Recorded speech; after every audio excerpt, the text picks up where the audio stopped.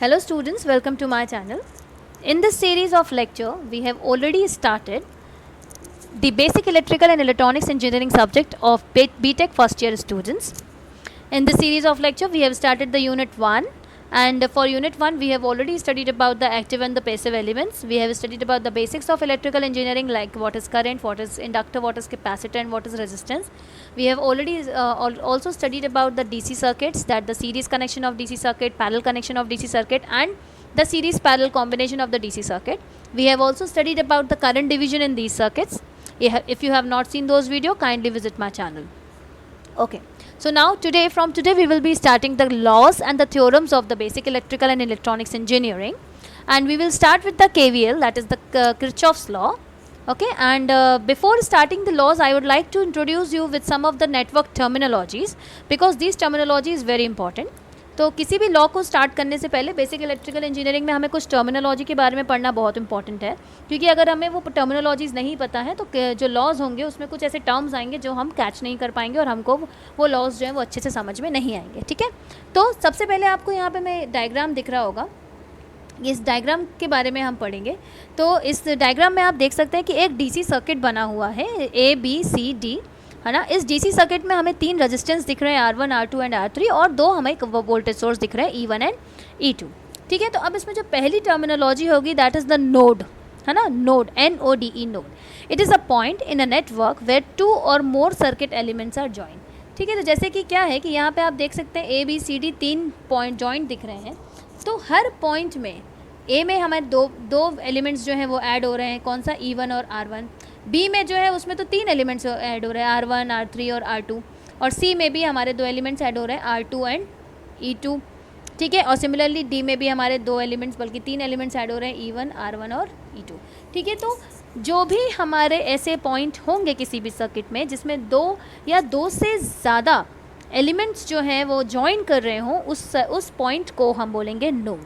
ठीक है, अब उसके बाद हमारा नेक्स्ट आता है जंक्शन. अब जंक्शन क्या होता है, तो ये वो पॉइंट होता है जहाँ पे 3 या 3 से ज़्यादा सर्किट एलिमेंट जो है वो ज्वाइन कर रहे हो. जैसे कि यहाँ पे इस पर्टिकुलर सर्किट में सिर्फ B और D एक ऐसे पॉइंट हैं जिसको हम जंक्शन बोल सकते हैं, क्योंकि यहाँ पे 3 या 3 से ज़्यादा एलिमेंट्स जो है वो ज्वाइन कर रहे हैं, है ना. तो इससे हमको एक चीज़ समझ में आती है कि हर जंक्शन जो है वो नोड कहलाएगा, लेकिन हर नोड जो है वो जंक्शन नहीं होगा, है ना. क्योंकि जंक्शन क्या है, जिसमें 3 या 3 से ज़्यादा एलिमेंट जो है वो ज्वाइन कर रहे हो, और नोड क्या है जहाँ पे 2 या 2 से ज़्यादा एलिमेंट ज्वाइन कर रहे हो. ठीक है, तो आई होप आपको ये समझ में आया होगा अभी नोड और जंक्शन. उसके बाद हमारा नेक्स्ट पॉइंट आता है कि ब्रांच और लूप. तो ब्रांच क्या होता है, it is the part of the network which lies between 2 junction. अब 2 जंक्शन के बीच में जो पॉइंट होता है, बल्कि it's not about the junction, it is the part of the network which lies between the 2 nodes. ठीक है, 2 जंक्शन. तो जैसे ब्रांच जो होती है हमारी, जैसे 2 जंक्शन पॉइंट हमारे यहाँ पे क्या है, B है और D है. तो इसके बीच में ब्रांचेस कौन कौन सी होगी, एक तो होगा BAD, एक होगी BCD और एक होगी BD. तो इस पर्टिकुलर नेटवर्क में हमारी कितनी ब्रांचेस हैं, 3. तो ब्रांच वो पार्ट होता है किसी भी नेटवर्क का जो कि 2 जंक्शन के बीच में हो. ठीक है, ब्रांच समझ में आया आपको. अब नेक्स्ट आता है हमारा लूप.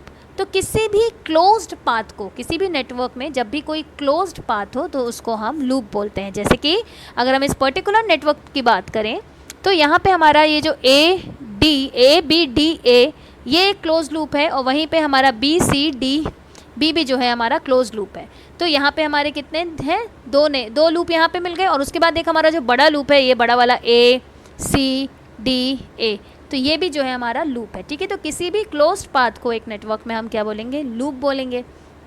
अब बात आता है हमारी मैश की. Mesh, it is the smallest loop. ये वो लूप होता है जिसको हम फिर से उसको और भी हम लूप्स में ब्रेक नहीं कर सकते. जैसे कि अगर हम इस नेटवर्क में देखें तो जो हमारा बड़ा वाला लूप है दैट इज़ ACDA, ये लूप है, और इसके हम 2 छोटे छोटे और लूप बना सकते हैं, है ना. लेकिन ये जो छोटे वाले लूप है दैट इज़ ABDA, इसको तो हम वापस से ब्रेक नहीं कर सकते हैं किसी और लूप में, तो इसको हम क्या बोलेंगे, मैश. ठीक है, तो इसी से हमको एक चीज़ और समझ में आती है कि every mesh is a loop but every loop is not a mesh. ठीक है, तो आई थिंक आपको ये जो हमारी सारी टर्मिनोलॉजीज़ हैं that is node, junction, branch loop and mash, ये समझ में आ गया होगा। एक बार आप यहाँ पे 2 सेकंड के लिए मैं यहाँ पे पॉज कर रही हूँ सो दैट कि आपको अगर डेफिनेशन इसकी पढ़नी हो तो आप एक बार को पढ़ सकें यहाँ पे, क्योंकि इसकी जो डेफिनेशंस है वो इंपॉर्टेंट है। हो सकता है आपको एग्जाम्स में डायरेक्टली डेफिनेशंस लिखने को भी आ सकती है, ठीक है।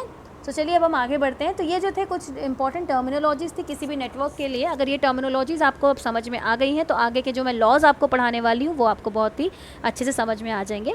So let's move towards the first law, that is the Kirchhoff's law. Kirchhoff जो थे वो एक साइंटिस्ट थे, इलेक्ट्रिकल में उन्होंने बहुत सारी अचीवमेंट्स को पाया है और उन्होंने उनकी जितनी भी अचीवमेंट्स थी, जितनी भी उनकी रिसर्च थी, उनको उन्होंने कंसोलिडेट करके फाइनली 2 लॉज में कन्वर्ट किया है। मतलब उनकी जितनी भी उन्होंने रिसर्च की थी उनके लिए उन्होंने 2 लॉ बनाए हैं फाइनली। उस लॉ को वो हम बोलते हैं Kirchhoff's first and second law, या फिर इसके अलावा हम इसको नाम ये भी दे सकते हैं Kirchhoff's current law and the Kirchhoff's voltage law. ये लॉज जो है वो आपने 12th क्लास में ऑलरेडी पढ़ चुके हैं, पर हम यहाँ पे एक बार इसको फिर से रिवाइज कर लेते हैं, ठीक है। So Kirchhoff's current law, the algebraic sum of all the current at a node is 0।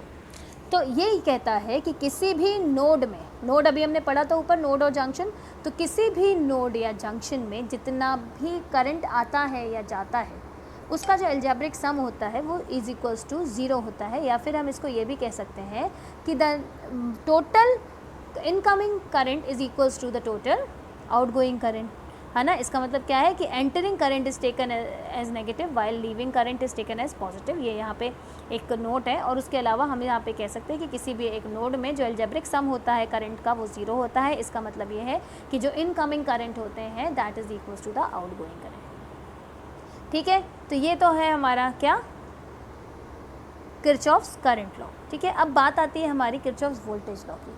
तो किरचॉफ्स वोल्टेज लॉ ये कहता है कि जो हमारा टोटल वोल्टेज सोर्स है, ठीक है, that is equals to the voltage drop across all the resistance in a circuit, ठीक है। अगर इसको हम डेफिनेशन वाइज देखें तो the algebraic sum of all the EMF and all the voltages in a closed loop is 0, ठीक है। तो जैसे कि इस पर्टिकुलर हम उसमें देख सकते हैं E1 और E2 जो थे वो हमारे वोल्टेज सोर्स थे और हमारे यहाँ पे 2 रेजिस्टेंस थे R1 और R2।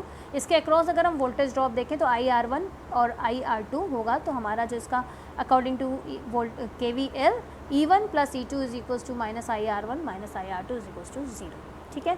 अब यहाँ पे बात इस चीज़ की आ रही होगी कि आपको ये समझ में नहीं आ रहा होगा कि E1 E2 फिर माइनस R1 IR1 क्यों लिया, कब माइनस लेना है कब प्लस लेना है, हमें समझ में नहीं आ रहा है। आपको ये ज़रूर लग रहा होगा। तो स्टूडेंट सबसे पहले मैं KCL की बात करूँ तो करंट लॉ में ये होता है कि जितने भी इनकमिंग करंट है, एंटरिंग करंट है, उसको हम नेगेटिव लेते हैं और जितने भी लीविंग करंट है हम उसको पॉजिटिव लेते हैं, ठीक है। ये हो गया हमारा KCL में करंट कन्वेंशन, मतलब साइन कन्वेंशन लेने का। अब बात आती है हमारी KVL में।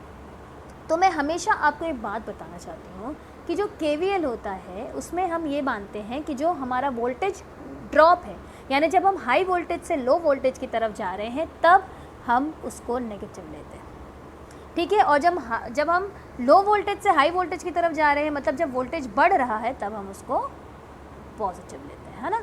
तो अब मैं आपको उसके बाद एक और पॉइंट बताना चाहूँगी कि जो हमारा करंट फ्लो करता है वो हमेशा हाई पोटेंशियल से लो पोटेंशियल एरिया में करंट फ्लो करता है, ठीक है। तो इसीलिए अगर हमारा करंट जो है वो इस डायरेक्शन में जा रहा है ना, और हम भी अगर जो हमारा वोल्टेज KVL जो हम लगा रहे हैं वो भी इसी डायरेक्शन में लगा रहे हैं, तो क्या होगा, हमारा जो करंट है वो प्लस से माइनस, मतलब हायर से लो में जा रहा है, मतलब ये क्या होगा, नेगेटिव होगा, ठीक है। लेकिन अगर हमारा करंट जो है वो इस डायरेक्शन में जा रहा होता और हम जो KVL लगा रहे हैं लूप में वो हम इस डायरेक्शन में लगा रहे होते, तब क्या होता, हम करंट के अपोजिट डायरेक्शन में लगा रहे होते हैं ना KVL। तो उस समय में जो हमारा साइन कन्वेंशन होता वो पॉजिटिव होता, ठीक है। इसको मैं फिर से एक बार एक्सप्लेन करना चाहूँगी कि जो हमारा करंट होता है वो हमेशा हाई से लो पोटेंशियल में रन करता है। और जैसा कि मैंने आपको बताया, जब हम हाई पोटेंशियल से लो पोटेंशियल की तरफ जाएंगे तो हम उसको नेगेटिव लेते हैं, और लो पोटेंशियल से हाई पोटेंशियल की तरफ जाएंगे तब हम उसको पॉजिटिव लेते हैं। इसीलिए अगर हम जो हमारा KVL लगा रहे हैं, अगर हमारा KVL का डायरेक्शन भी सेम है ना, और करंट का डायरेक्शन भी सेम है, तब हम उसमें नेगेटिव साइन लेंगे। लेकिन अगर हमारा KVL का डायरेक्शन अपोजिट होगा तो हम उसमें पॉजिटिव साइन लेंगे, ठीक है। जैसे कि ऊपर जो हमारा एग्जाम्पल है मैं उसी के थ्रू आपको एक बार और एक्सप्लेन करूँगी। जैसे कि यहाँ पे हमारा जो KVL का लगाने का डायरेक्शन है, जो हमारा करंट का डायरेक्शन वो हमने क्या लिया है, देखिए इसमें बना हुआ है ना, करंट का डायरेक्शन हमने ये लिया है, ठीक है। मतलब करंट यहाँ से इस तरीके से फ्लो हो रहा है, ठीक है। और हम जो KVL भी लगा रहे हैं वो हम यहाँ से लगा रहे हैं, ठीक है। जैसे हमने यहाँ से KVL लगाया तो पहले हमने क्या लिखा, E2, ठीक है, नेगेटिव से पॉजिटिव यानी लो से हाई, तो E2 पॉजिटिव रहेगा। फिर प्लस E1, ये भी नेगेटिव से पॉजिटिव जा रहे हैं तो ये भी प्लस में रहेगा।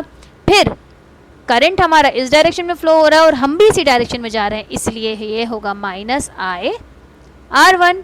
फिर हम इधर पे आए तो करंट फिर इधर पे फ्लो कर रहा है उसी डायरेक्शन में जिस डायरेक्शन में हम जा रहे हैं, तो ये होगा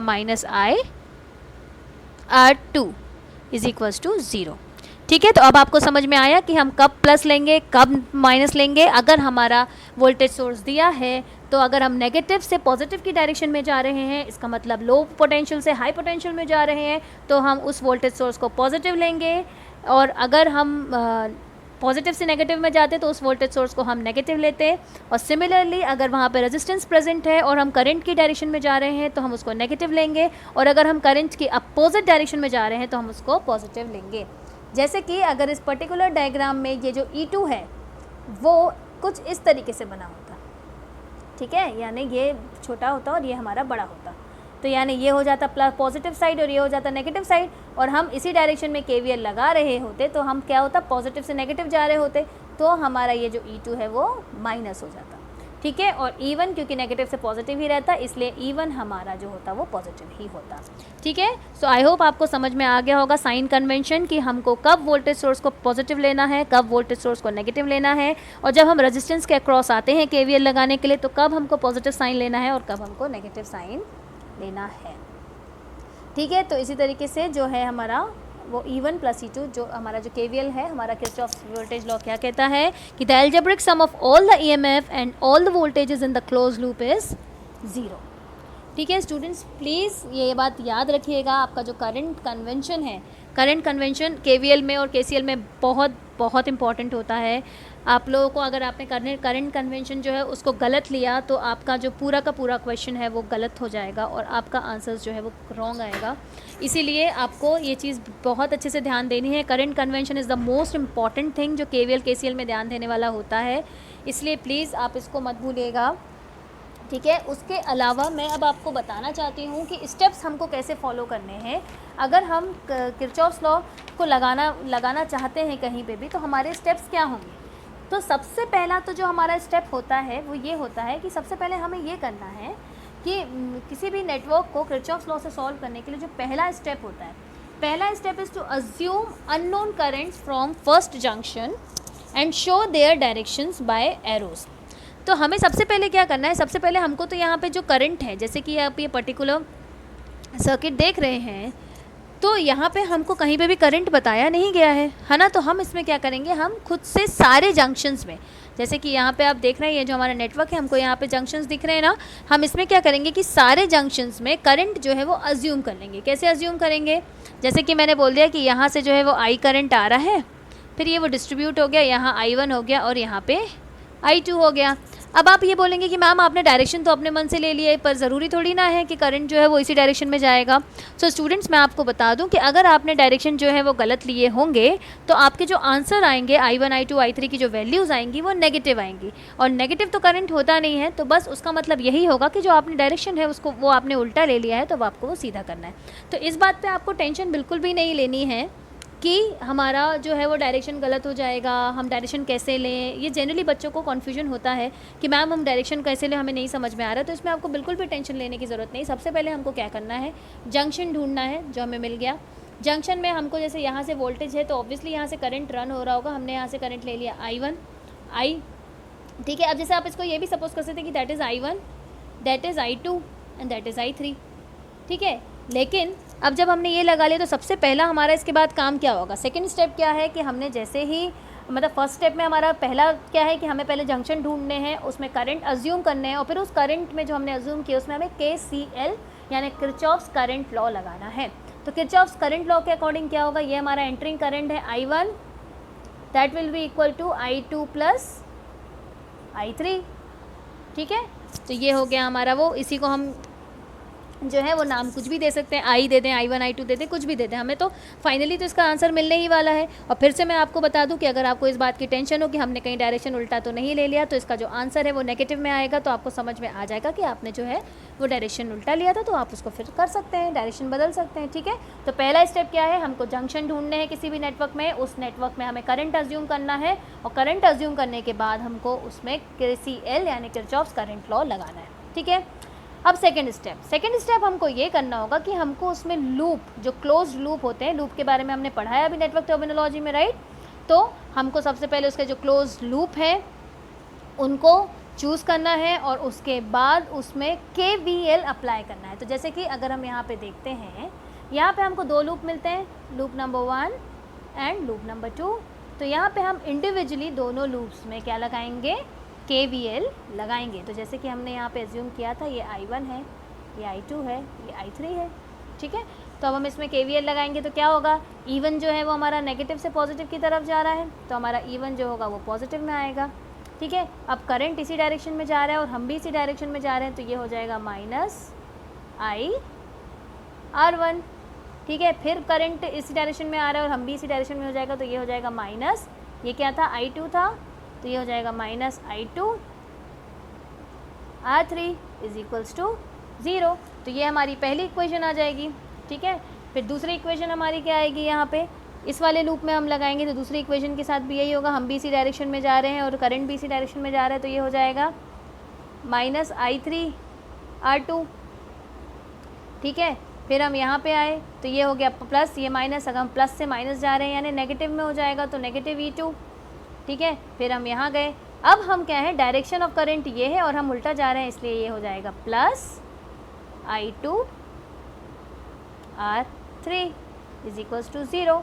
अब हमारे पास दो इक्वेशन हो गई हैं और हमारे पास 3 वेरिएबल है, तो 3 वेरिएबल के लिए हमको कितनी इक्वेशन चाहिए होंगी, 3 इक्वेशन चाहिए होंगी। तो तीसरी इक्वेशन हमारी किससे मिलेगी, हमको KCL से। KCL में इक्वेशन क्या थी हमारी, I1 is equals to I2 plus I3। तो अब हमारे पास 3 इक्वेशंस हैं और 3 अननोन्स हैं, इनको हम सॉल्व करेंगे तो हमारा I1, I2 और I3 का जो है वो वैल्यू आ जाएगा। और I1, I2, I3 का वैल्यू अगर हमें नेगेटिव आता है तो हमें सिर्फ उसके डायरेक्शन को चेंज करना है।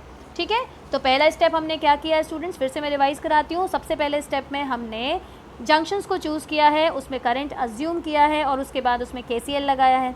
सेकेंड स्टेप में हमने क्या किया है, क्लोज लूप को चूज़ किया है और इंडिविजुअली दोनों ही लूप्स में हमने KVL अप्लाई किया है। ठीक है, फिर क्या किया है, दोनों में KVL लगाने के बाद हमने इक्वेशंस को नोट कर लिया है। ठीक है, और उसके बाद हमने क्या किया है कि हमारी एक चीज़ हमेशा याद रखना कि total number of equation should be equal to total number of mesh. ठीक है, उसके बाद हमने क्या करना है कि इस जो इक्वेशंस है उसमें मैट्रिक्स बना लेना है और मैट्रिक्स को सॉल्व कर लेना है क्रेमर्स रूल से, या फिर हमने बचपन में तो सॉल्व किया ही है in the equations with 2 variables और इक्वेशन विद 3 वेरिएबल्स, तो हमें उनको सॉल्व कर लेना है और हमारे करंट आ जाएंगे। और फिर जैसा कि मैंने अभी आपको बताया कि if the value of assumed current comes out to be negative, it means that the actual direction of the current is opposite to that of the assumed direction. ठीक है, तो डायरेक्शन की भी टेंशन खत्म। तो अब हमने KVL KCL को लगा के किसी भी नेटवर्क में करंट निकालना जो है वो सीख लिया है। इसके अगर आपको न्यूमेरिकल्स में प्रॉब्लम आ रही हो तो आप कोई भी एक न्यूमेरिकल अपनी बुक से सॉल्व न्यूमेरिकल करने का कोशिश करें। अगर आपको नहीं बनता है तो आप मुझे पूछ सकते हैं कमेंट सेक्शन में, या फिर आप मुझे ईमेल भी कर सकते हैं। मेरी ईमेल आईडी जो है वो इस वीडियो के एंड में दी हुई है। आपको अगर ये हैंड रिटन नोट्स चाहिए हो तो उसके लिए भी आप मुझे बता सकते हैं, मैं आपको ज़रूर ईमेल कर दूंगी। So students, that's all for today's video. आगे की वीडियोस में हम आगे के जो भी रूल्स हैं, थेवेनिन्स थ्योरम वगैरह हैं, वो सब हम पढ़ेंगे। सो आई होप आपको आज का लेक्चर जो है वो समझ में आया होगा। Thank you for listening. Thank you.